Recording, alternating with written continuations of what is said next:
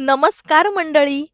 असं म्हणतात, की शिर्डीवरून जोपर्यंत साईबाबांचं बोलावणं येत नाही, तोपर्यंत आपलं जाणं काही होत नाही. पण माझी ही इच्छा बाबांनी ऐकली आणि लगेच पूर्ण सुद्धा केली बरं का. कारण आज मी, माझे पप्पा आणि प्रतीक निघालोय शिर्डीला. रात्रीची स्लीपर बस पकडून आम्ही सकाळीच शिर्डीत उतरलो. मग रूमवर अंघोळ करून, छान आवरून आम्ही पहिले पेटपूजा केली.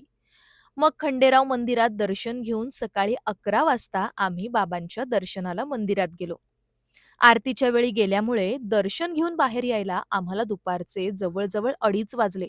पण वेटिंग रूम्समध्ये खाण्यापिण्याची उत्तम सोय होती आणि महत्त्वाचं म्हणजे आतमध्ये एसी असल्यामुळे आम्हाला अजिबात गरमीचा त्रास झाला नाही. मात्र बाहेर येताच तेवढाच उकाडा जाणवू लागला हां. तर आज ना आमच्या एंगेजमेंटला 2 वर्ष पूर्ण झाली आहेत आणि यंदा कोणत्याही फॅन्सी ठिकाणी न जाता आम्ही शिर्डीला यायचं ठरवलं. आणि माझे पप्पा साईभक्त असल्यामुळे नेहमीच शिर्डीला येत असतात आणि त्यांना विचारताच ते आमच्यासोबत यायला लगेचच हो सुद्धा म्हणाले. मग आम्ही जेवण केलं, रूमवरून बॅग घेऊन आम्ही निघालो परतीच्या प्रवासाला. आज ना मी पहिल्यांदाच शिर्डी ते मुंबई असा वंदे भारतनं प्रवास करणार होते. खरं तर आमच्या तिघांचाही हा पहिल्यांदाच वंदे भारतनं प्रवास असणार होता, त्यामुळे आम्ही खूपच एक्सायटेड होतो. आणि स्टेशनवरनं हा कुत्रा आमच्या मागे येत होता, त्यामुळे आम्ही त्याला बिस्किट्स खायला दिले आणि गरम होत होतं, त्यामुळे मी सुद्धा आईस्क्रीम खाल्ली आणि ट्रेन लागलीच होती आणि ही ट्रेन ना वेळेवर निघते हां, अजिबात लेट करत नाही आपल्या बाकीच्या ट्रेनसारखं. त्यामुळे आम्ही लगेच ट्रेनमध्ये चढलो आणि बरोबर 5:45 वाजता ही ट्रेन निघाली सुद्धा. मग प्रतीकशी भांडून मी फायनली विंडो सीट मिळवलीच.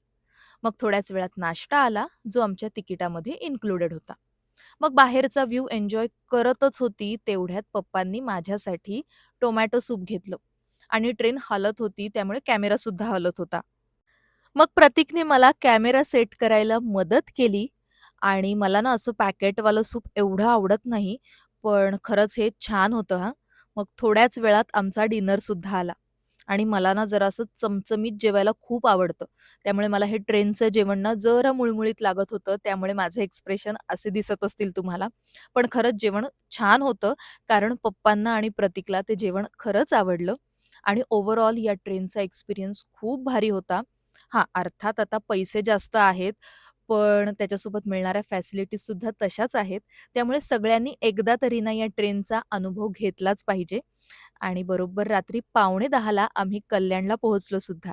आणि अशा पद्धतीने आमची छोटीशी ट्रिप सक्सेसफुल झाली आणि आमचा प्रवाससुद्धा खूप छान झाला. आता भेटूयात नेक्स्ट व्हिडिओमध्ये. तोपर्यंत बाय.